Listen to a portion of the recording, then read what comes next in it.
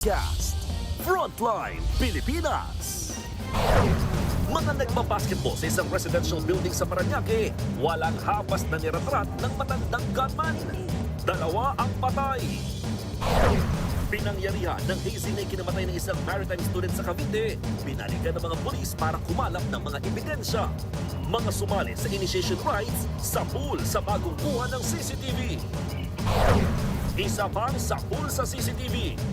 Mga alahas, nilimas ng mga kawatang naka-helmet. Ito naman ang isang pinag-uusapan online. Driver na huminto sa gitna ng expressway para pulutin ang isang patay na aso, lagot sa LTO. Mali ba ang ginawa ng motorista? Si DILG Secretary John Vic Remulla, binanatan ang hepe ng mga bombero na kurap umano. Kapag na mukha, sinabihan ko na siyang hayop ka, kurap ka. At eto na nga, may reaksyon sa kontrobersyal na pahayag ni Congressman Bong Suntay kay Ann Curtis. Payo niya sa mga mister, protektahan si Mrs. At eto pa nga, sa Julius Babaw and Blood, Sex Bomb Jopay, bakit kaya umiyak nang mapag-usapan sina Alvin at Sex Bomb Izzy?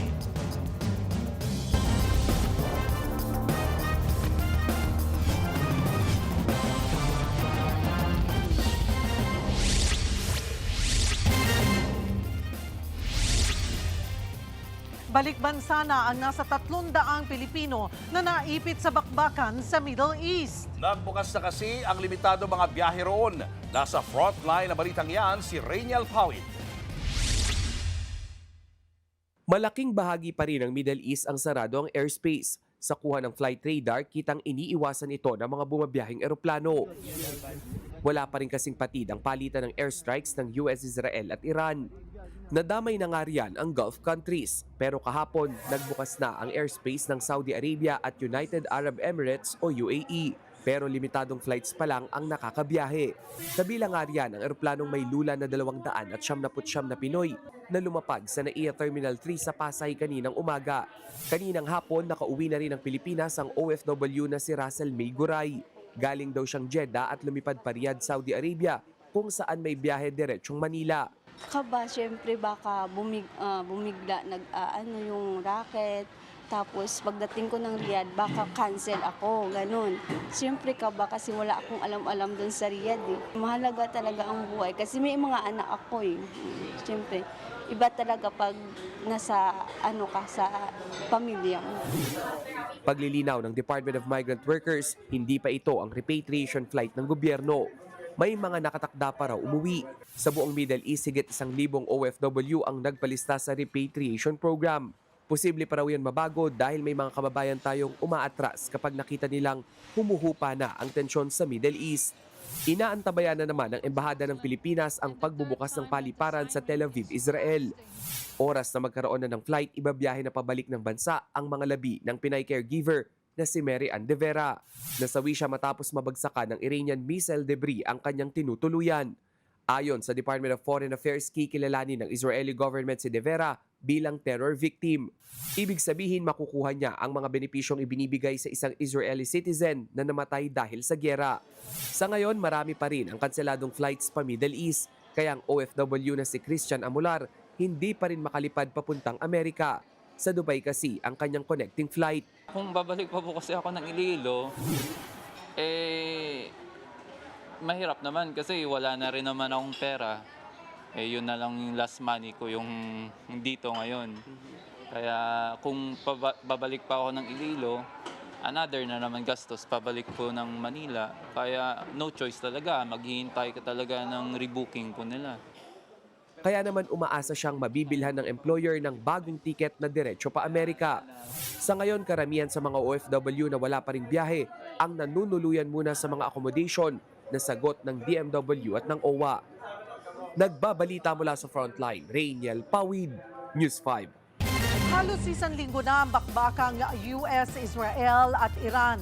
Tahasan namang tumanggi ang Spain na tumulong sa Amerika kaya may babala sa kanila si US President Donald Trump. Narito ang Frontline News Abroad. Sunod-sunod na nagpakawala ng advanced missile ang Iran laban sa Israel at mga base militar ng Amerika sa Middle East. Hindi pa malinaw kung anong mga bansa ang tinamaan. Pero sunod-sunod na missile ang nasangga sa Tel Aviv, Israel. Magdamag ding umalingaw-ngaw ang mga warning siren. May mga missile ring tinabla ang NATO air defenses sa Turkiye. Mula rin daw sa Iran ang mga ito.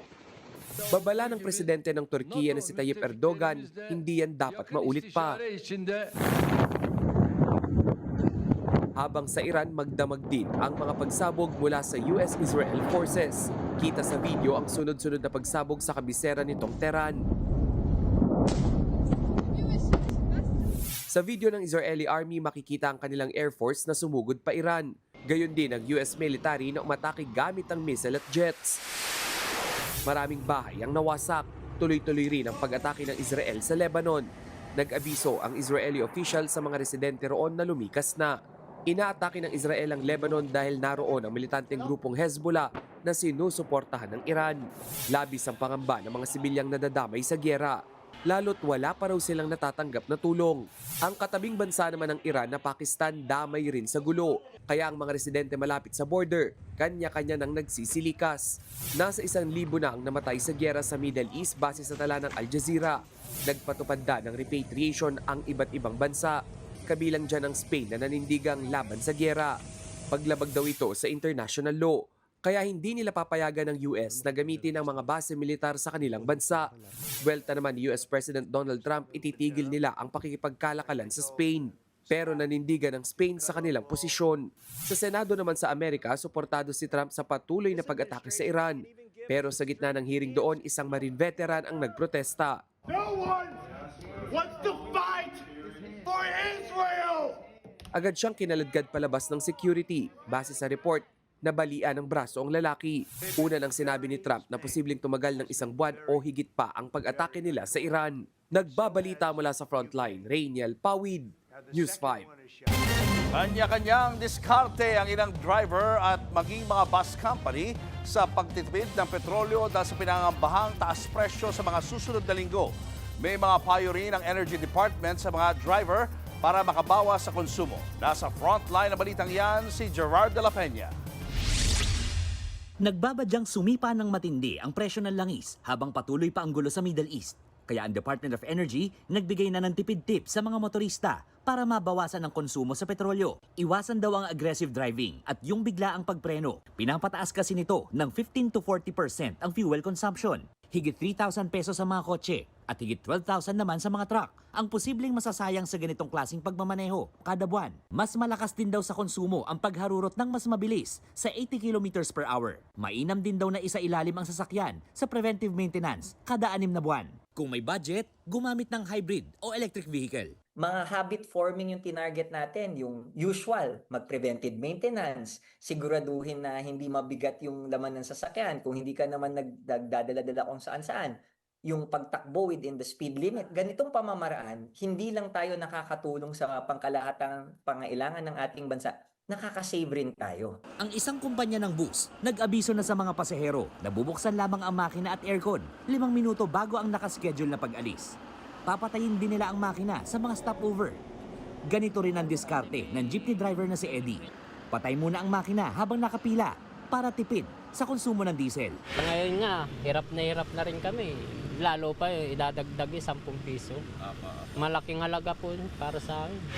Kahit nagbabala na ang DOE na posibleng umabot sa higit sa 90 pesos ang kada litro ng langis katulad ng naranasan noong 2022, hindi naman daw automatic na maibababa ang 2.5 billion pesos na halaga ng fuel subsidy sa mga tsuper.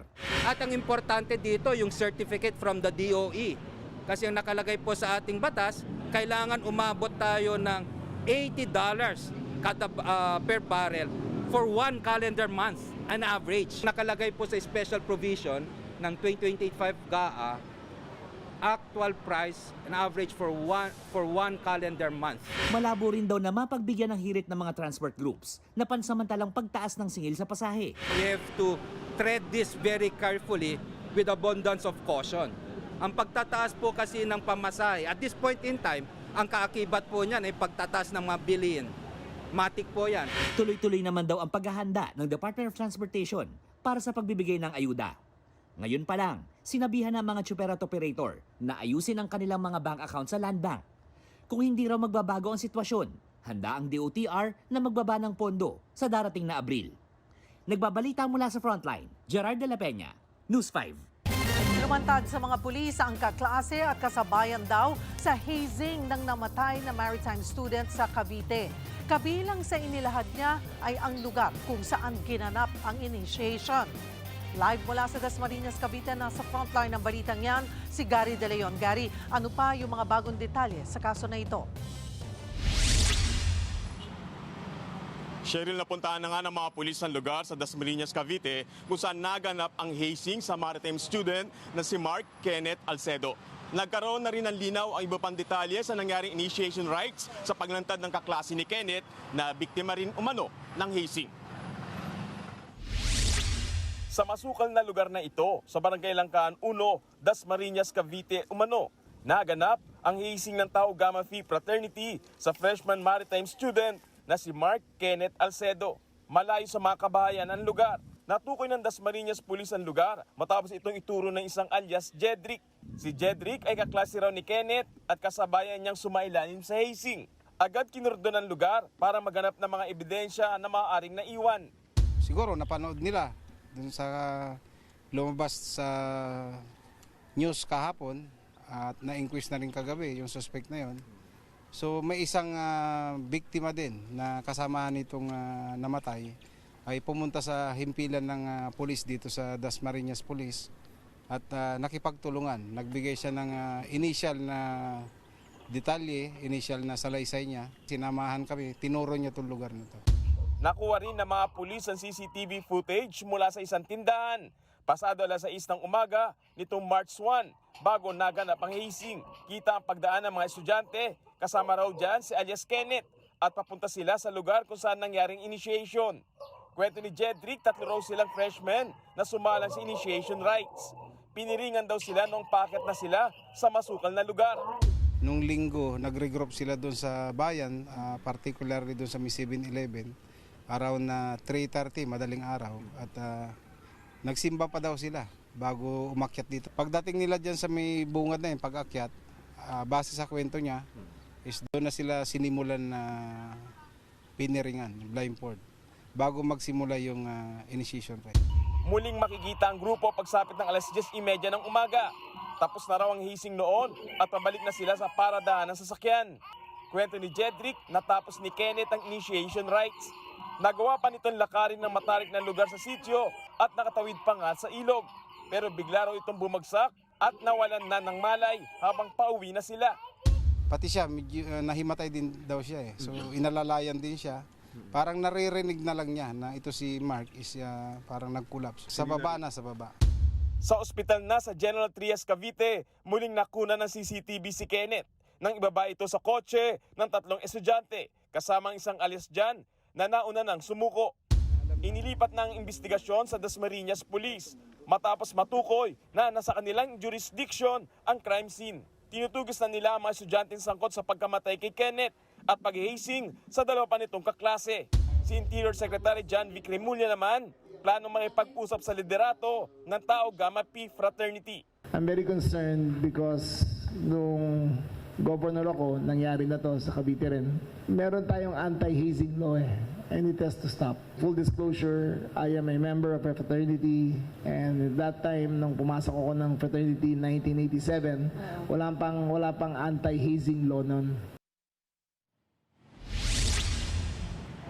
Cheryl, naisalang na nga kahapon sa inquest si alias Jan, na teen driver. Tumatayong testigo ang security guard ng ospital na nakilala siya nang ihatid nila si Kenneth. Kilala na ng Dasmariñas Police ang grupo ng mga estudyante na kasama sa initiation rites ng Tau Gamma Phi noong linggo. Tukoy na rin ng Dasmariñas Police ang iba pang sasakyan na ginamit sa paghahatid sa 2 nahihasing na estudyante at mga motorsiklo rin ng mga estudyante. Sa ngayon, magsasampa na ng kaso ang Dasmariñas Police laban sa grupo ng fraternity at wala pang bagong pahayag ang fraternity kaugnay sa posibleng kaso, pero nauna na nilang iginiit na may pinagbabawal ang hazing sa kanilang kapatiran. Cheryl. Maraming salamat, Gary De Leon. 2 ang patay sa walang habas na pamamaril sa ilang residente ng isang condominium sa Parañaque kagabi. Ang tinitingnan motibo sa krimen, ang galit ng suspect sa isa sa mga biktima. At live mula sa Parañaque City, nasa frontline na balitang yan si Mon Gualvez. Mon, nahanap na ba ang suspect? Hindi pa nga, Julius. Actually, halos mag-iisang araw na ang ginagawang manhunt operation sa mga otoridad sa nakatakas na suspect matapos ang walang habas itong pamamaril sa isang residential building dito sa Parañaque City. 2 sa 6 na tinamaan ng bala ang agad binawian din ng buhay.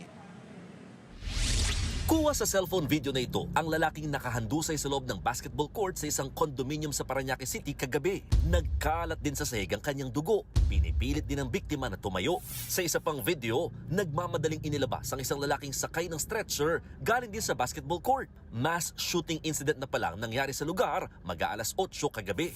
2 ang patay sa pamamaril habang 4 naman ang sugatan na pawang mga residente sa building.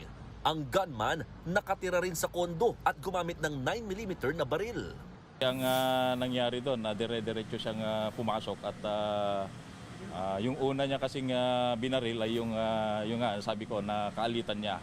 And pumasok siya sa court at doon nga binaril niya yung 5 pang mga victims. Isa sa tinitingnan motibo sa walang habas sa pamamaril, ang personal grudge o galit ng suspect sa isa sa mga biktima. Last week ng December and last week ng February, allegedly itong suspect ay kumakatok doon sa unit ng ating isa sa mga biktima. At yun nga, nagsumbong itong victim natin doon sa security at pinatawag sila ng security. Bakit doon siya kumakatok? Allegedly, parang may hinahanap siya na tao. Nagpapagaling naman sa ospital ang isa pang biktima na tinamaan sa kaliwang braso. Bigla na lang po may malakas na putok. Yun po pala, yung gunman nasa mismong loob na, yun po, pinagbabaril na lang po kasi yung makita niya. At nagtatakbuhan na po kami hanggang sa natapa po ako, doon na po ako natamaan.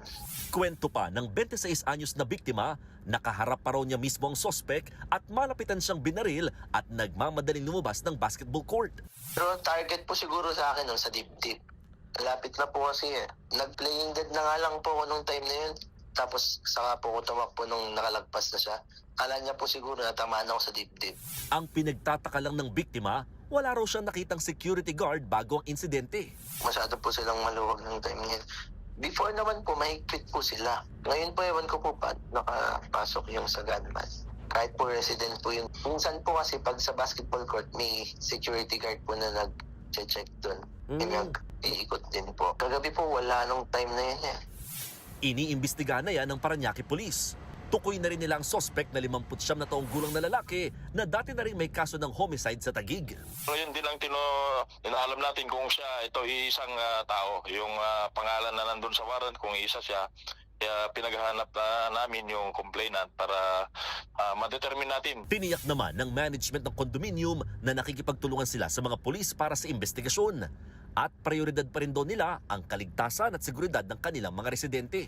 Handa rin daw sila magbigay ng tulong sa lahat ng biktima at kanilang pamilya. Sa ngayon, mahigpit ng iniinspeksyon ng bawat sasakyang pumapasok sa condominium.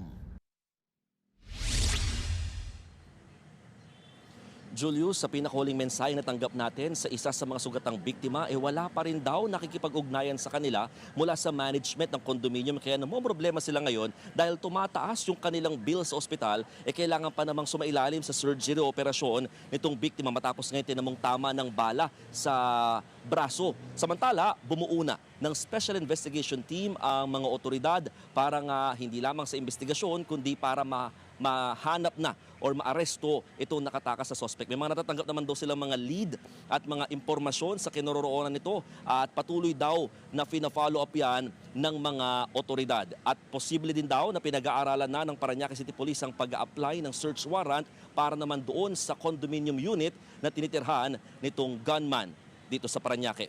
Julius. Maraming salamat, Mon Gualvez.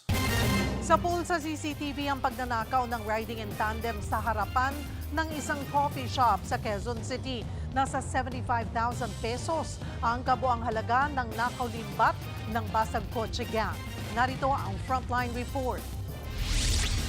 Sa kuhang ito ng CCTV sa harap ng isang coffee shop sa Katipunan Avenue sa Quezon City, makikita ang pagdating ng riding in tandem. Bumaba ang lalaking naka-helmet at nilapitan ang nakaparadang puting SUV. Sinipat niya ang loob ng sasakyan gamit ang flashlight. Maya-maya, nilapitan ng lalaki ang kasama niyang nakamotor. Ilang saglit pa, bumalik siya sa SUV at hinintay na makalampas ang isang babaeng naglalakad. Sinilip din ng lalaki ang katabing sasakyan. Muling nagpunta sa kanyang kasamahan at pagbalik sa puting SUV, may ginamit siya sa bintana at sa isang iglap nabasag ang salamin ng sasakyan. Itinulak niya paloob ang salamin at agad natangay ang isang bag, sabay bigay sa kanyang kasabwat. Hindi pa nakontento, bumalik ang kawatan para puntiryahin naman ang katabing sasakyan. Buti na lang, may dumaan. Bumalik pa siya sa kanyang kasama at nang tuluyan ng makalampas ang naglalakad, binalikan niya ang sasakyan pero sa pagkakataong ito, nahirapan siyang basagin ang bintana. Hanggang sa sinukuan na niya ang katabing SUV at mabilis na sumibat. Nakarating sa mga pulis ang nangyaring basag kotse kaya agad silang nagsagawa ng operasyon. Nadakip ang mga suspect sa Tondo, Maynila. Timbog din ang dalawa niyang kagrupo. Actually, mga dating modus na yan ng basag kotse. Meron pang isang modus wherein ang ginagamit naman nila is yung spark plug na nakita natin naman dito sa mga incident naman sa ibang district dito sa Metro. Nakakulong na ngayon ang mga suspect na nahaharap sa reklamong theft. Nabawi rin ang tinangay nilang mamahaling bag na naglalaman ng mga damit at iba pang gamit na nagkakahalaga ng 75,000 pesos. Nagbabalita mula sa Frontline, Margie Bentulan, News 5. Sa din sa CCTV kung paano nilooban ng grupo ng mga kawatan ang isang jewelry shop sa Quezon City. Depensa ng isang naarestong suspect, wala raw kasi silang hanap buhay. Nasa frontline ng balitang yan si Kapitana Carol De Asa. Sa kuha ng CCTV sa loob ng isang jewelry shop sa Barangay Pasong Putik, Quezon City noong February 27, makikita ang isang lalaking naka-helmet na biglang pumasok sa tindahan. Sunod-sunod namang pumasok ang 5 pang lalaking naka-helmet din. Tinutukan ng baril ng isang lalaki ang isa sa mga bantay ng shop, saka pinapasok sa isang kwarto. Dali-dali namang nilimas ng grupo ang iba't ibang alahas at cash. Nagsilbing lookout naman ang isa sa kanila. Agad tumakas ang grupo matapos ang pagnanakaw. Nang masigurong wala na ang mga kawatan, isa-isang lumabas ang 3 bantay ng tindahan. Base sa investigasyon, mahigit 500,000 piso ang halaga ng mga tinangay na alahas. Nasa 100,000 piso naman ang halaga ng ninakaw na cash. Nitong Martes, naaresto sa Bagong Silang sa Caloocan ang isa sa 6 na sospek. Through our confidential informant, ma'am, naituro nga po kung saan yung posibleng pinagtataguan ng mga suspect nung nahuli. Kaya po nakuha namin dun sa bahay nung suspect. Continuous po kasi yung follow-up operation. Na-recover sa kanya ang mga helmet na ginamit nila at ang baril na may 3 bala. Napag-alamang hindi lisensyado ang baril. Tumanggi na magbigay ng pahayag ang suspect. Pero ayon sa salaysay niya sa pulis, nagawa lang daw nila ang krimen dahil wala naman silang hanap buhay kasi. Kaya nung nakakita nila yun, isa sa mga ginawa nilang target, yung jewelry shop. Kasalukuyang hinahanap pa ng QCPD ang iba pa niyang kasabwat. Mahaharap sila sa reklamong robbery. Nagbabalita mula sa Frontline, Carol De Asa, News 5. Malapit ng gibain na ang matarik na footbridge na binansagang Mount Kamuning sa Quezon City. Ang mga dumadaan dyan, pwede na ngayon tumawid sa bagong footbridge sa mas pinagandang Kamuning Busway Station. Narito ang Frontline Report ni Gerard de la Peña. Wala pang 1 taon na nakakaraan nang inspeksyonin ng NOA Transportation Secretary Vince Dizon ang Kamuning Station ng EDSA Busway para sa rehabilitasyon. Makalipas lang ang ilang buwan, ito na ngayon ang itsura ng istasyon. Maayos ang lakaran ng mga pasahero, maganda ang mga signage, at may mauupuan na ang mga pasahero naghihintay ng masasakyan. May elevator din para sa mga hirap ng mag-akyat baba sa mga hagdan. Maganda lalo na pag mga senior na kagaya ko, maganda may elevator. Ang bida rito, ang pedestrian overpass. Ipinagawa ito para hindi na kailangang umakyat pa sa MRT Kamuning Station para magka-access sa busway station. Ito ang sinasabing papalit sa Scout Borromeo Nia South Road Footbridge o mas kilala sa bansag ng Mount Kamuning dahil sa tarik nito. 2018 nang makumpleto ang footbridge na ito na ginastosan ng pamahalaan ng 10 million pesos. Sabi ng mga opisyal ngayon tapos na ang Kamuning EDSA Busway Station ay kailangan ng gibain ito dahil hindi raw ito ligtas gamitin ng mga pedestrian. Kaya bago mag-inspeksyon para sa formal na pagbubukas ng Kamuning Busway Station, mismong si Pangulong Bongbong Marcos inakyat ang Mount Kamuning. Ang pangako sa atin ay 6 na buwan, 4 na buwan pa lang ay tapos na. Kaya ngayon, mas mababa na ang akyatin na hagdan, tapos meron ng elevator para kung yung mga hindi kayang umakyat ng hagdan, meron pa tayong wheelchair lift na ginawa para sa yung mga naka-wheelchair. Isang commuter pa nga ang nagbitbit ng watawat ng Pilipinas sa tuktok ng Mount Kamuning bilang pamamaalam daw sa matarik na footbridge. I heard na wawasakin na to, so as a person na hindi pa na-experience na akyatin ito, I guess ito na yung first and last time ko na akyatin ang Mount Kamuning. Ikinatuwa naman ng mga commuter ang bagong bihis na busway station. Hindi tayo pwedeng sabihin na naiiwan na bansa kung ganito kaganda. Maganda siya. Maluwag compare sa ibang mga bus station. Sa ngayon, ginagawa na rin ang bagong baryo, Balintawak at Guadalupe busway stations. Inaasahang matapos ang proyektong ito na ginastosan ng DOTR ng 87 million pesos sa third quarter ngayong taon. Nagbabalita mula sa Frontline, Gerard de la Peña, News 5. Showbiz, eto na nga! Mga kapatid, eto na nga ang mga umaarangkadang showbiz balita ngayong Huwebes. Safe in Oman, sina Ann Curtis at ang kanyang pamilya. Matapos maapektuhan ng gulo sa Middle East, ang flight ng aktres mula Milan, Italy.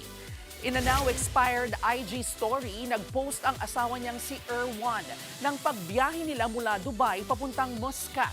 Kinumpirma din yan sa isang post ng ina ni Ann na si Mommy Carmen. Sa ngayon, wala pang update ang mag-anak kung kailan sila makakabalik ng Pilipinas. Eto pa nga, mariing kinundena ng Viva Artist Agency ang anilay hindi tamang paggamit sa pangalan ni Ann Curtis sa issue na wala namang kinalaman sa kanya bilang pribadong citizen o public figure. Giit ng ahensya, walang lugar ang mga ganitong komento sa anumang forum dahil ninonormalize daw nito ang misogyny o paghamak o pagmamaliit sa kababaihan. Nag-ugat ang issue ng banggitin ni Quezon City Congressman Bong Suntay si Ann Curtis sa isang pagdinig sa Kongreso. Sa huli, nanawagan ang ahensya lalo na sa mga public official na maging maingat at responsable sa kanilang mga kilos at salita. Susunod! Si Q, inatake sa puso sa kasagsagan ng gulo sa isang subdivision. Missing in action ng mga kawani ng OWA, DMW at DFA sa Middle East, pinagre-resign ni Senator Erwin Tulfo. At sex bomb Jopay, bakit umiyak nang mapag-usapan si Alvin Aragon? Abangan ang lahat ng yan sa pagbabalik ng Frontline Pilipinas.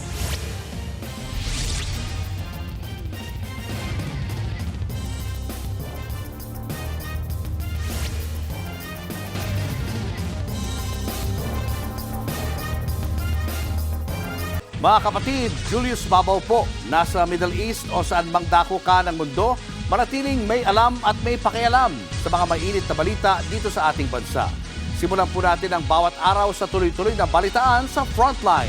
Mag-follow at mag-subscribe sa social media pages ng News 5. Nawis sa tensyon ang pagtatalo ng mga miyembro ng Homeowners Association sa isang subdivision sa Las Piñas. Patay ang isang security guard na inatake sa puso. Nasa frontline ng balitang yan si Dave Abuel.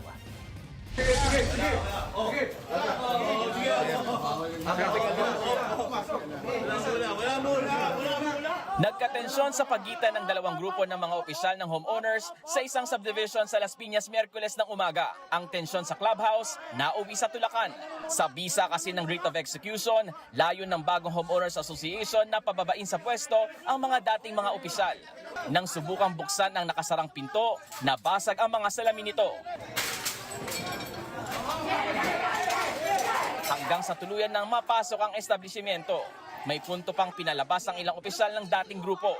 Ayon sa bagong asosasyon, nagsimula ang lahat ng ma-disqualify ang ilan sa kanilang kandidato sa dapat sanang eleksyon ng 2024. Ipinaalam nila ito sa Department of Human Settlements and Urban Development. The suit said we can no longer help you because BFRB High life term has expired. It means that they no longer have a legal entity to operate a homeowner association. Dito na raw nagparehistro ang bagong asosasyon hanggang sa lumabas nitong Enero ang kopya ng Order of Implementation ng Writ of Execution. Ipinag-uutos nitong i-turn over ng dating namamahala ang pondo, properties at assets sa bagong asosasyon. Ikinagulat naman ng mga dating namamahala ang dami ng pwersa sa pagpapatupad ng utos nila. Nakiusap sila ng dialogo pero pwersahan daw pumasok ang kabilang grupo. My appeal was for the sheriff and our lawyer, our legal representatives to sit down and discuss dahil pwede namang pag-usapan ng maayos. Nga lang, we were just given 5 minutes, 10 minutes, kung hindi papasok na kami. Gusto rin daw sana nila munang ipaalam ang nangyayari sa developer na siyang nagmamayari pa ng lupang kinatatayuan ng clubhouse. Sa kasagsagan ng gulo, isang security guard ang hinimatay. Ayon sa mga pulis, inatake ito sa puso at kalaunay namatay. Humupa man ang tensyon, bantay sarado pa rin ng mga pulis ang lugar. Para po maiwasan yung may magkagaroon ng gulo. So, medyo fragile ng konti, pero nandun po tayo para ma-ensure na wala ulit mangyaring gulo. Magsasagawa naman ng audit ang bagong asosasyon sa mga itinurn over. Kapag natapos ito, saka magkakaroon ng eleksyon ng mga bagong opisyal ng Homeowners Association. Nagbabalita mula sa Frontline, Dave Abuel, News 5. Sinabon sa pagdinig ng Senado ang mga opisyal ng pamahalaan na nagpabaya umano sa gitna ng gulo sa Middle East. Bukod sa mga absent na kawani, hindi rin daw gumagana ang hotlines para sa mga OFW. Nasa frontline ng balitang yan, si Mayan Los Baños. Kung natatakot kayo, pag hupa ito, lumayas kayo dyan, mag-resign kayo lahat. Wala naman kayong mga silbi. Yan ang hamon ni Senator Erwin Tulfo sa mga kawani ng Department of Migrant Workers, Overseas Workers Welfare Administration at Department of Foreign Affairs na nakadistino sa Middle East na apektado ng gulo ng Amerika, Israel at Iran. May mga natatanggap daw na sumbong si Tulfo na walang sumasagot sa mga hotline ng mga naturang ahensya kaya walang maasahang tulong ang ilang OFW. Kailangan yung tumulong. 24/7 sabi ng Pangulo, dapat kayo bukas. Hindi yung, kung hindi pa tatawag dito, kung hindi pa tatawag mga senador, tsaka pa lang kayo bubuksan ninyo mga telepono ninyo. I understand, natatakot lahat po tayo. Pinili nyo ho yan eh. Hindi ba ninyo naisip yan? Yan ang trabaho na pinili ninyo, so panindigan na ninyo. Bago yan, magkasamang dumalo sa pagdinig ng Senate Committee on Migrant Workers ang magkapatid na Tulfo. Binasa ng chairman ng komite na si Senator Raffy Tulfo ang mga reklamong natanggap ng kanyang opisina mula sa mga OFW. Ang sumbong nila, nauna pa raw umabsent at magtago ang ilang staff ng DMW, OWA at DFA sa gitna ng gera. Dito nga sa Bahrain, may advisory sila na close sila bukas March 1. This was several days ago. Sino ang sasagot sa amin, mga multo ng OWA dito sa Bahrain? Ay Lord na lang, bahala sa amin. So ibig sabihin, yan nga po, marami ang ganun na nauna pang magsarado ang opisina ng OWA or DMW or DFA, nauna pa at mag-absent. Depensa naman ni DMW Secretary Hans Kakdak. Ang instruction po ngayon, all hands on deck. Those are my exact words. Everybody, walang mag-absent. Everybody should be there. Let's put ourselves in their shoes. Tatawag ako emergency, kinakabahan ako, walang sasagot, walang mapuntahan. What does it tell you? Pinabayaan kami ng gobyerno. Remit kami ng pera, binubuhay namin yung ekonomiya ng Pilipinas. Pagdating ngayon sa trouble, nasaan yung gobyerno namin?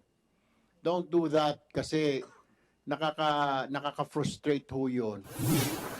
Paliwanag ni Kakdak, March 1, isang araw matapos mangyari ang unang pag-atake sa Middle East, agad silang nagpulong kasama ang mga labor attaché. Kaya tiniyak niyang nagtatrabaho ang mga tauhan nila. Nakita ko po sa sarili kong mata sa Zoom call yung tao natin sa Bahrain, labor attaché natin at welfare officers. But nevertheless, Mr. Chair, we will look deeper into this. Ipinakita rin sa pagdinig ang ilang OFW na nananawagang makauwi na sila ng Pilipinas. Natulog ko sana ako makauwi na sa Pilipinas. Ako natutulog. Mag-isa lang ako dito. Bawat po pagsabog ng bomba sa Rafi, ramdam na ramdam po dito yung pagyanig ng buong bahay sa Rafi. Yung trabaho ko po, sir, kailangan ko pong gawin. Yung paglalaba, pagpaplansya, araw-araw po yan sa Rafi. Sa rooftop ko po yan lahat ginagawa. Kaya yun po yung nakakatakot. Ayon kay Kakdak, tuloy-tuloy ang pagtulong ng gobyerno sa ating mga kababayan sa gitnang silangan. Katunayan, nasa 2,000 OFW na raw sa Middle East ang kanilang natulungan mula sa pagbibigay ng pagkain, matitirahan, financial assistance, hanggang sa pagpapauwi dito sa Pilipinas. Kanina, nagbalik bansa na ang halos 300 OFW. Ayon sa DMW, kahit muling magsara ang ilang paliparan sa Middle East, tukoy na nila ang pick-up at exit point sa mga border ng mga bansang apektado ng sigalot para hindi maantala ang pagpapauwi sa mga apektadong Pinoy abroad. Nagbabalita mula sa Frontline, Mean Los Baños, News 5. Sinampa na ng ethics complaint si Congressman Bong Suntay kaugnay sa malaswanyang pahayag tungkol sa aktres na si Ann Curtis. Pinangunahan ng grupong Gabriela ang pagsampa ng reklamo sa Kamara. Gusto nilang masuspindi o pagmultahin si Suntay. Nagmosyon din si House Women and Gender Equality Committee Chairperson Ann Matibag para imbestigahan si Suntay. Inaprobahan na ito ng plenaryo. Nagsorry na si Suntay kahapon pero nanindigan siyang walang mali siya ang kanyang pahayag. Pagpapakita lang ito ng kanyang attitude, yung pagtingin niya talaga sa kababaihan, na habang nagsasalita siya, lalong nabubulgar kung gaano siya kamacho. At ano pa naman siya, mambabata siya, pero siya ang kauna-unahan na lumalabag doon sa batas na kapatungkol sa kababaihan. Showbiz, eto na nga! Mga kapatid, eto na nga, napaiyak si sex bomb Jopay nang tanungin tungkol kay Alvin Aragon, ang kontrobersyal na mister ng dating sex bomb member na si IZ Trazona. Ako na yung humingi ng pasensya sa mga tao. Kasi ang gusto lang naman nila is yung mapalapit tayo kay Lord. Tigilan na. Kasi guys, may 2 anak na babae yun eh. Kasi nararamdaman ko si IC, sobra. Sa interview sa kanya ng Julius Babaw Unplugged, sinabi po ni Jopay na nasaktan siya para sa kanyang mister na si Joshua Zamora. Binatikos kasi ni Alvin si Joshua dahil pinapayagan umano nitong magsuot ng revealing clothes si Jopay. Napaiyak naman si Jopay sa pag-aalala sa kaibigan niyang si IZ. Panoorin po natin ang full interview kay Jopay sa Julius Babaw Unplugged sa YouTube. Napapanood din po yan sa TV5 tuwing Linggo, 2:45 p.m. Susunod, Interior Secretary John Vic Remulla, umiinit daw ang ulo kay BFP Chief Jesus Fernandez. Doon pa siya sa Fire Prevention Month, nag-attend siya. Ako din ako nag-attend, baka masugtok ko eh. Sa Katerbang Tamban, tumambad sa dalampasigan sa Dapitan City. At trailer ng inaabangang kapatid serye na Secret in Crowd, nina kapatid star Andrea Brillantes at Enrique Hill, inilabas na. Yan na di pa sa pagbabalik ng Frontline Pilipinas.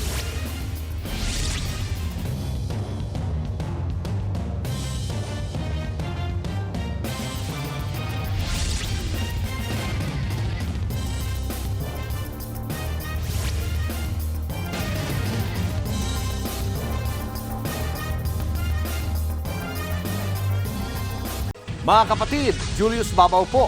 Nasa Middle East o sa amang dako ka ng mundo, manatiling may alam at may pakialam sa mga mainit na balita dito sa ating bansa. Simulan po natin ang bawat araw sa tuloy-tuloy na balitaan sa Frontline. Mag-follow at mag-subscribe sa social media pages ng News 5.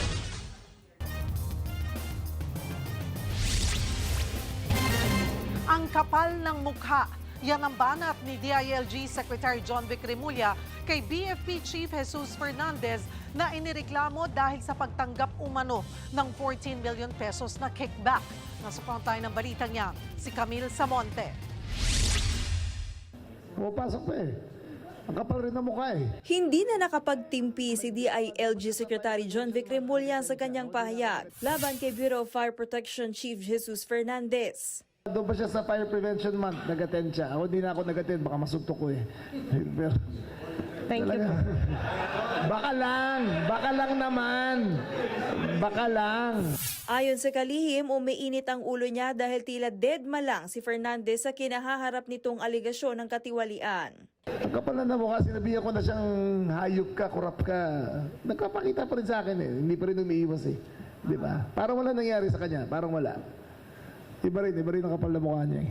Formal nang naghain ng reklamo ang DILG sa Ombudsman laban kay Fernandez dahil sa umano'y paglabag sa Anti-Corrupt Practices Act, direct bribery at malversation of public funds and conspiracy. Kaugnay ito sa 14.7 million pesos na natanggap umanong kickback ni Fernandez mula sa pagbili ng higit 100 ambulansya ng BFP. Nadiskubring bago pa ang bidding ay tukoy na kung sino ang supplier ng ambulansya.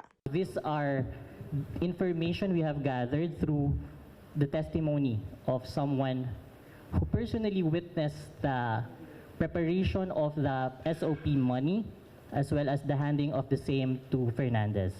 Kasama rin sa inireklamo ang sangkot na supplier. Hiniling din ng DILG sa Ombudsman ang suspension ni Fernandez habang gumugulong ang investigasyon.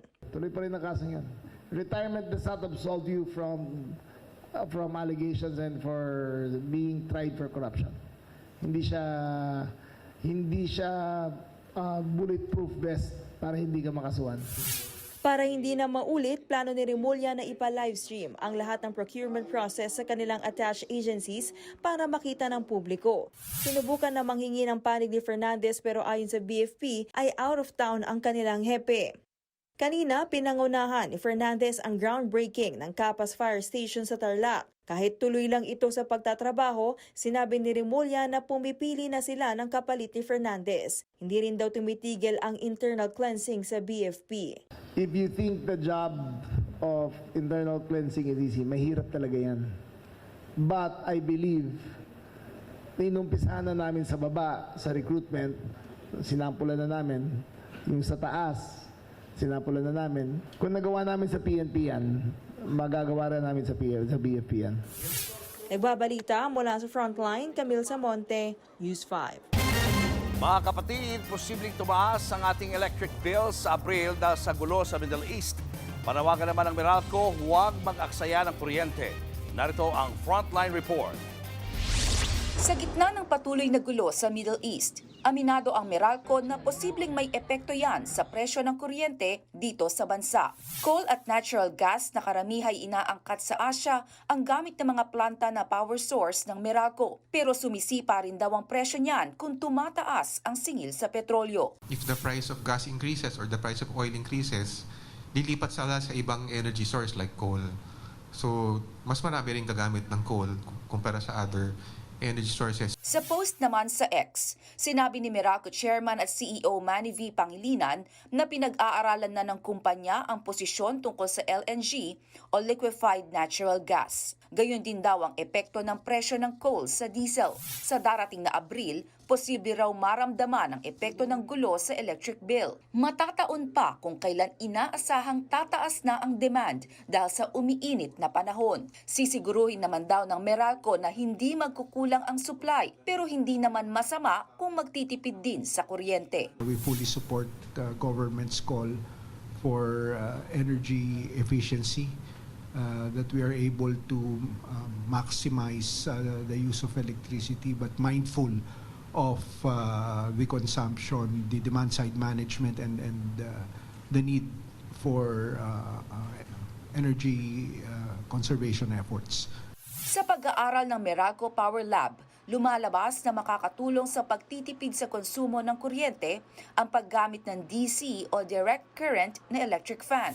Bagamat mas mahal sa karaniwang electric fan, nasa 190 pesos daw ang matitipid ng mga consumer sa bill kada buwan sa paggamit nito. Si DC fan po, ang ginagamit po niya, meron na po siyang permanent magnet sa loob.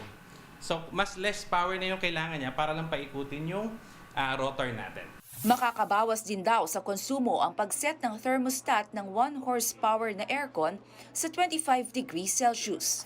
Nasa 95 pesos kada buwan din daw ang matitipid kung lilinisin ang filter ng aircon. Pag po kasi maganda yung takbo ng hangin po sa ating aircon, mas mapapabilis po mapalamig yung kwarto. At kapag po ganun yung setup, mas hindi po hirap yung mga motor blades natin, yung motor ng fan blade natin sa aircon, kaya po mas matipid siya sa kuryente. Payo rin ng Meralco, iwasan ang mayat-mayang bukas-sara ng refrigerator. Pag kada bukas kasi po natin ng refrigerator, nagdadagdag po tayo ng around 5% sa total na consumption kada buwan. Kasi po, yung mainit na hangin sa kwarto, papasok po sa loob at kailangan palamigin ulit ng ating refrigerator. Nagbabalita mula sa Frontline, Naomi Dayrit, News 5. Sangkaterbang isdang tamban na ang tumambad sa dalampasigan ng Tagilon Port sa Dapitan City. Oh my God! My God! Thank you, Lord! My God! Oh my God! Laking tuwa ng mga residente at nagkanya-kanya sila ng hakot sa mga isda. Nangyari yan Martes ng gabi noong nakita ang total lunar eclipse o blood moon. Ayon sa video uploader, lumilitaw o lumalangoy papuntang baybayin ng naturang isda tuwing maliwanag ang buwan. Showbiz, eto na nga! Mga kapatid, eto na nga. The secret is out dahil mapapanood na po mamaya ang official trailer ng much-awaited kapatid seryeng A Secret in Prague. Wala naman akong may pagmamalaki sa buhay ko eh. Kaya hanggat sa makakaya ko, maging mabuting tao man lang siguro. Katulad mo, di ba? O patikim pa lang po yan sa inaabangang team-up ni na Enrique Hill at Andrea Brillantes. Kakaibang love story ang ihahatid sa atin ni na Ken at Blythe na tiyak magpapabago sa primetime viewing natin. Abangan po ang pagbubunyag ng mga sikreto sa Todo Max Primetime 5. Susunod, graduating student patay matapos tamaan ng ligaw na bala.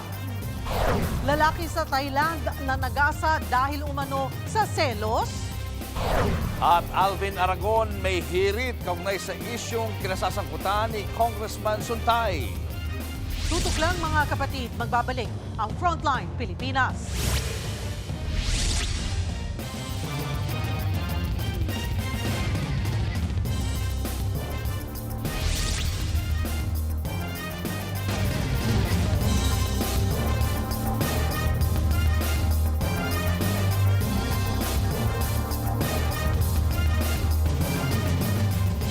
Mga kapatid, Cheryl Cosim po.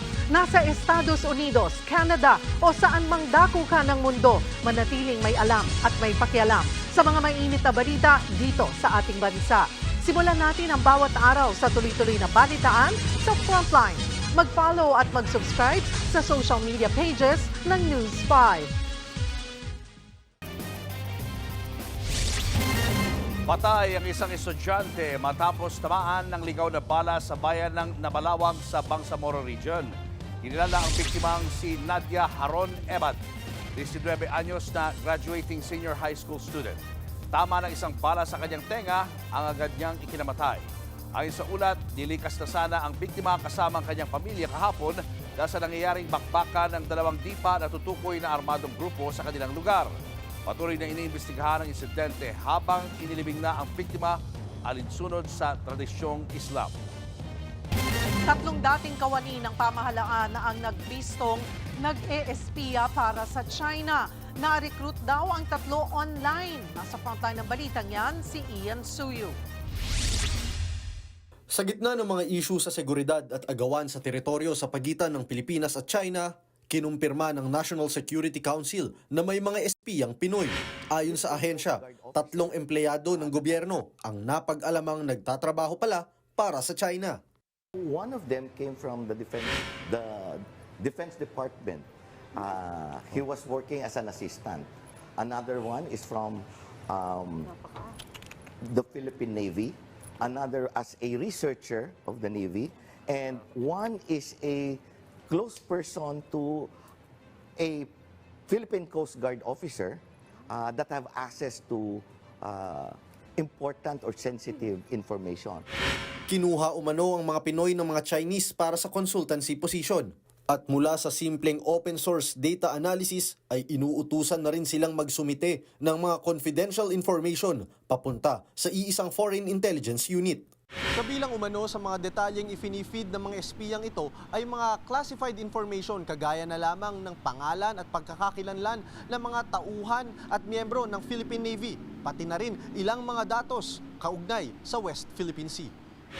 Pero ayon sa NSC, hindi naman malawakan ang nangyaring pang-espiya. Kung hindi raw naagapan ay posible umanong mag-leak ang iba pang mahalagang detalye kagaya ng diplomatic at economic information ng bansa. The threat is not widespread but significant.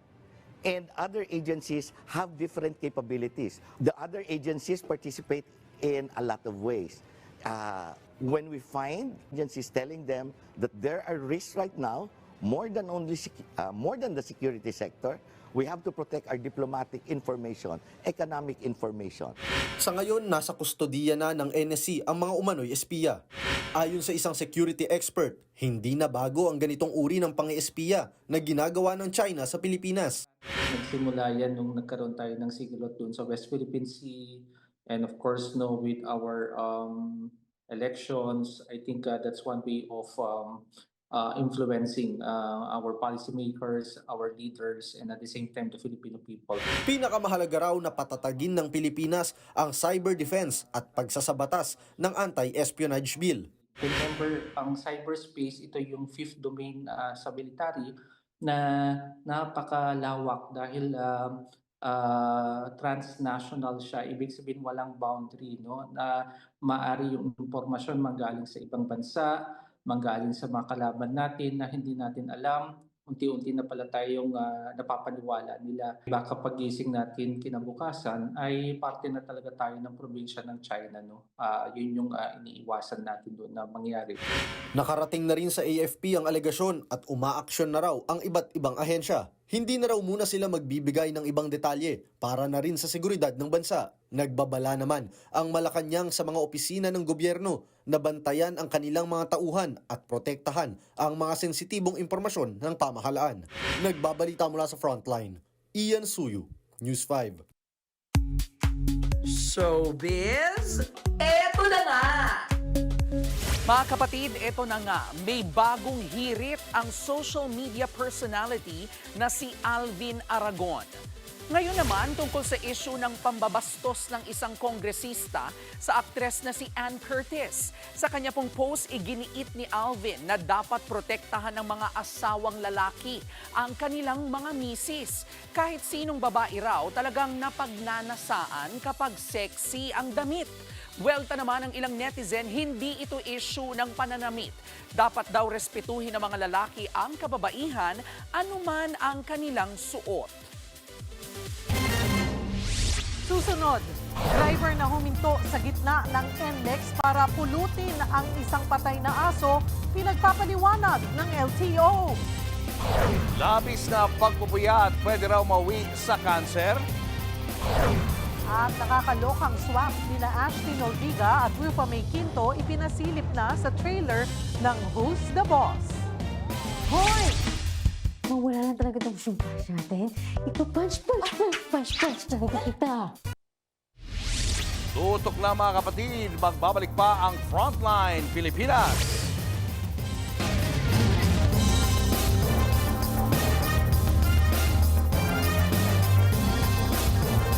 Mga kapatid, Cheryl Cosing po. Nasa Estados Unidos, Canada o saan man dako ka ng mundo, manatiling may alam at may pakialam sa mga maiinit na balita dito sa ating bansa. Simulan natin ang bawat araw sa tuloy-tuloy na balitaan sa Frontline. Mag-follow at mag-subscribe sa social media pages ng News 5.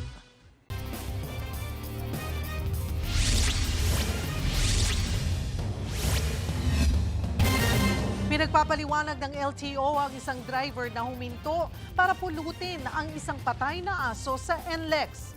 Ayon sa LTO, bawal tumigil ang mga sasakyan sa gitna ng National Highway. Kahit pa raw mabuti ang intensyon ng driver, labag pa rin ito sa batas. Sinuspindi na ang lisensya ng driver. Posible siyang maharap sa reklamong reckless driving at obstruction of traffic. Peligroso sa kalusugan ang labis na pagpupuyat.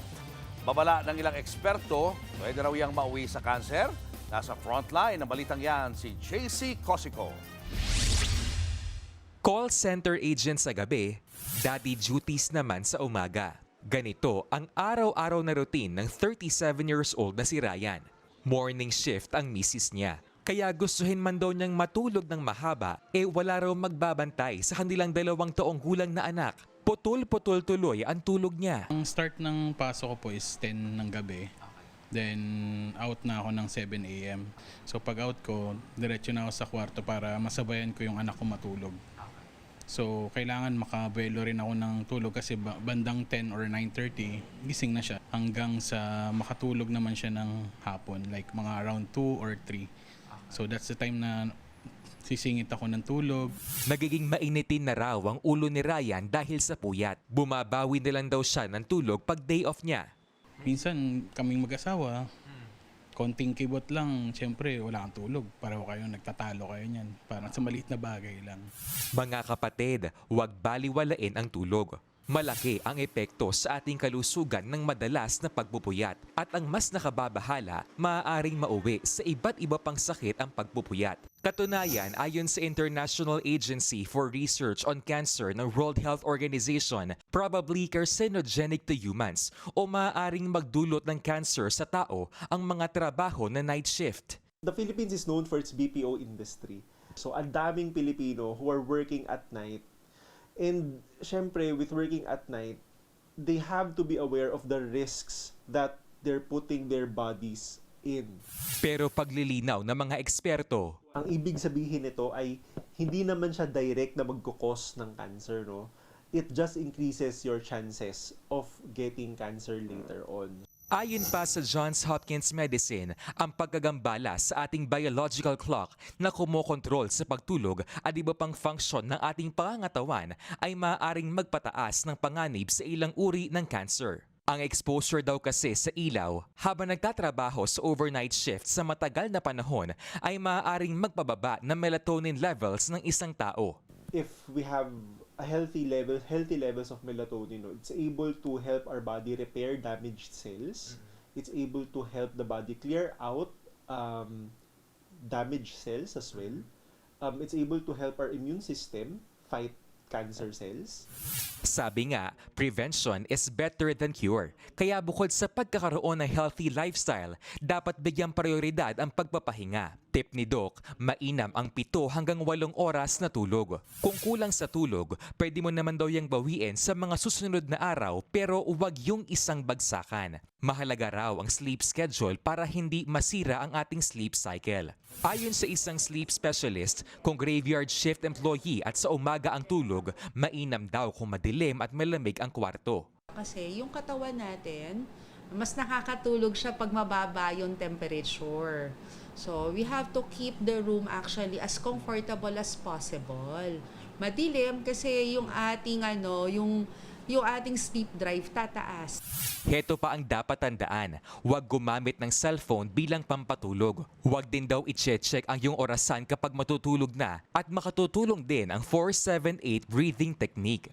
Yan ay ang 4 na segundong pag-inhale sa pamamagitan ng ilong, 7 segundong pagpigil ng hinga, at 8 segundong pag-exhale sa pamamagitan ng bibig pamparelax. Nagbabalita mula sa Frontline, JC Cosico, News 5.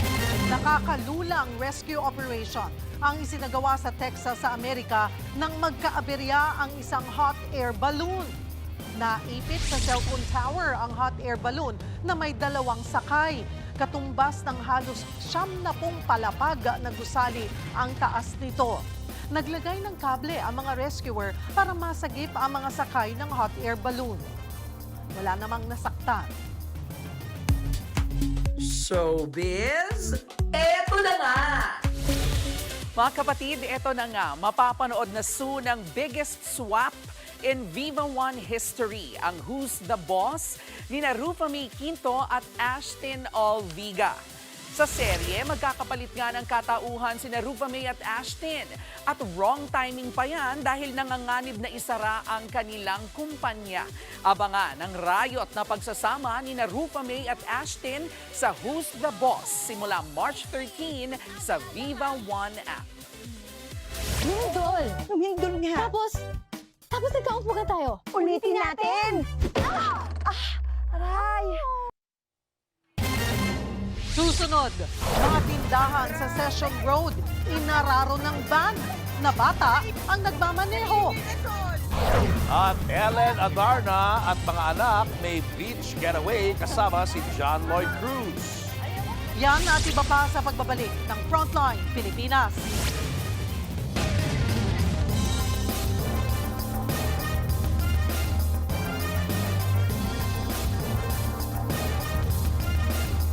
Mga kapatid, Julius Babaw po. Nasa Middle East o sa amang dako ka ng mundo, manatiling may alam at may pakialam sa mga may init na balita dito sa ating bansa. Simulan po natin ang bawat araw sa tuloy-tuloy na balitaan sa Frontline. Mag-follow at mag-subscribe sa social media pages ng News 5.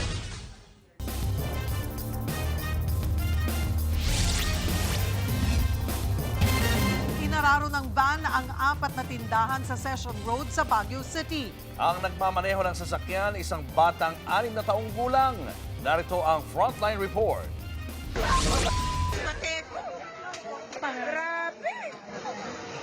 Pumagulgol ang tindera na yan sa Session Road sa Baguio City nang tulungan ng mga otoridad. Patayin niyo yung gasol! Sakit! Relax lang, ma'am. Relax lang. Relax lang. Relax. Kasi walang mangyayari kapag magpapanik kayong lalo. Maingat na inalis ang lamesa sa harap ni ate, tsaka siya tuluyang inalalayang makaalis ng stall. Si ate kasi natapunan ng kumukulong mantika matapos bumangga ang isang van sa kanilang pwesto. Agad siyang binigyan ng paunang lunas. Kwento niya, bigla na lang sumulpot ang sasakyan, kaya hindi na siya nakaiwas. Ako po is nagluluto po, tapos yung kasama ko po is gumagawa ng milk tea. So, hinila niya lang po ako. Nanginig po yung pa ako kasi nabigla po kami. Yes, tas hindi po namin anong gagawin namin. 4 pang stall ang nabangga ng van. Sumatotal, 3 ang sugatan sa insidente. Nang rumisponde ang mga pulis, nagulantang sila na ang driver ay 6 years old na lalaki. Itong driver sa may Father Carlo Street. Tapos, yun, pinatay naman niya yung engine, nag-handbrake naman siya. Tapos, bumaba nga siya ng kanyang sasakyan para kunin yung kanyang paninda. Ginalaw umano nung bata yung handbrake, kaya yun, gumulong pababa yung itong sasakyan at yun, nabunggo niya itong mga stalls. Nauwi sa ariglohan ang insidente. Nagpaabot naman ng tulong ang pamunuan ng Baguio Flower Festival Foundation sa mga sugatan. Sa ngayon, ipinagbabawal na ng Baguio City Police ang pagpaparada sa lugar para maiwasan na maulit ang ganitong insidente. Mahigpit na paalala ng mga otoridad. Then wag nating hayaan na iwanan natin yung anak natin sa loob ng sasakyan na walang kasama. Nagbabalita mula sa Frontline, Margie Bentulan, News 5. Balita naman sa Thailand, sinagasaan ng isang lalaki ang kanyang misis at mga kainuman nito. Ang dahilan umano, selos. Ang buong detalye sa Frontline News Abroad. Nagiinuman at nagkwekwentuhan lang ang grupo ng magkakaibigang yan sa labas ng isang bahay sa Thailand. Maya-maya, biglang lumiwanag at sinalpok sila ng humaharurot na pick-up. Tumilapon ang magkakaibigan habang isang lalaki naman ang to the rescue. Hindi na nakita ang mga sumunod na eksena pero tumakas ang driver ng pick-up na napag-alamang mister ng isa sa mga umiinom. Agad namang isinugod sa ospital ang 7 magkakaibigan na pawang sugatan. Base sa investigasyon, una nang namata ang ang paikot-ikot sa lugar ang pick-up na minamaneho ng 62 years old na si Samoy. Binabantayan umano nito ang 34 years old niyang misis na si Pensri na hinihinala niyang may kalaguyo. Kaya ang motibo sa krimen, selos. Matapos kasing salpukin ang nakikipag-inumang asawa, inabandona ng suspect ang kanyang sasakyan. Pero natuntun din siya ng mga pulis. Depensa niya, nawalan siya ng kontrol sa sasakyan dahil sinubukan niyang kunin ang nahulog niyang cellphone. Pero hindi niya naipaliwanag bakit siya nandun malapit sa lugar ng inuman. Giit niya, hindi siya nagseselos kahit alam niyang may bagong boyfriend na ang kanyang asawa. Matapos silang maghiwalay, 2 linggo na ang nakalilipas. Ang kaso, hindi yan bumenta sa mga pulis. Sa ngayon, kinasuhan muna siya ng reckless driving. Pero posible raw itong gawing attempted murder sakaling mapatunayan na sinadyang managasa ng suspect. Nagbabalita mula sa Frontline, Faye Tobias, News 5. Patay sa pananaksak ang isang OFW na nagbabakasyon lang sa Capiz. Pero palaisipan kung sino ang salarin. Nasa Frontline ng balitang yan si Mobile Journal, Kayla Makantan. Wala ng buhay ang isang babae na madiskubre ng kanyang kapatid sa Tapaz, Capiz. Unang inakala na sinaktan niya ang sarili, pero sa pagsusuri ng mga otoridad, may nangyaring foul play.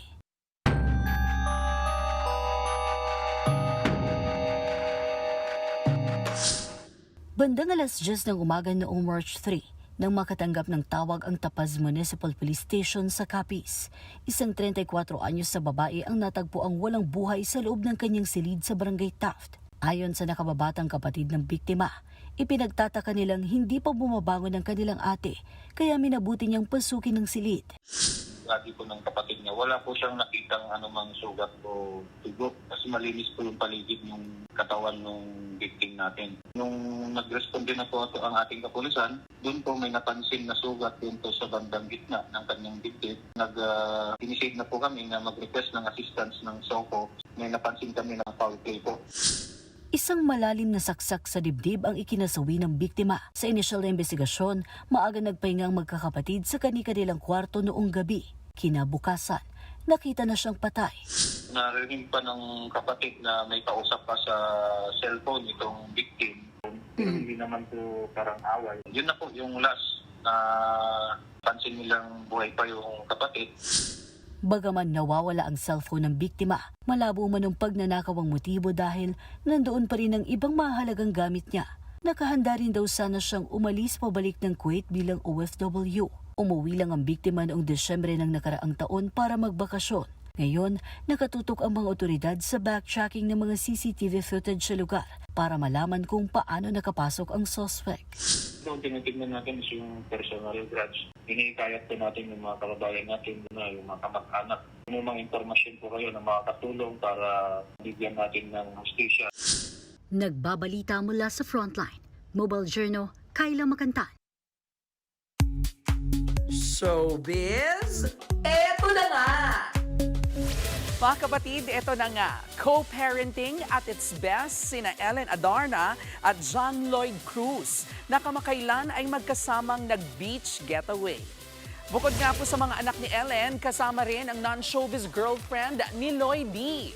Sa isa sa mga posts, ikwinento ni Ellen na tinutulungan pa siya ni Isabel na magbantay sa mga bata. Bago po nito, dati nang nagkasama-sama sina Ellen, Lloydie at Isabel sa recital ni Elias. At yan nga po ang ating mga showbiz balita ngayong Webes. See you tomorrow mga kapatid. Ako po si Jervy Rides. Kaya sila, no? Oo. Happy. Ang galing nung gano'n, no? Na kahit na, alam mo, may nangyaring hindi maganda in the past, nakakapagsama pa rin bilang mga magkakaibigan. Maturity para sa mga bata. Mature, di ba? Mature na. Okay yan. Yung girlfriend pala ni John Lloyd, nakilala ko kasi yung family nito. Ano ito? Apo ito ng magaling na artist na si Malang. Really? Medyo matagal na sila, no? Matagal na. Si Isabel. Oo, Marites mga dating natin eh. At least naghiwalay sila, di ba? May chismis. Pero mukhang sila pa rin talaga. Solid Sila pa rin. pa. Oo, di ba?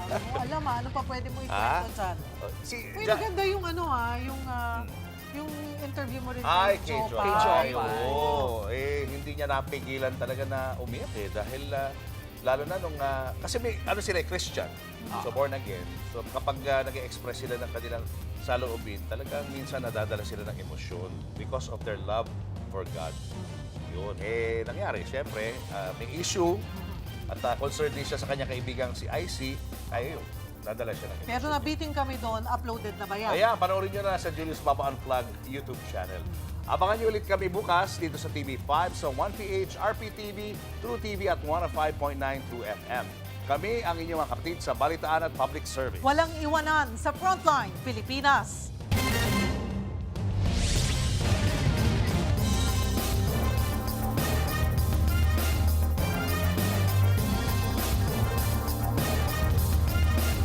Mga kapatid, Cheryl Cosim po.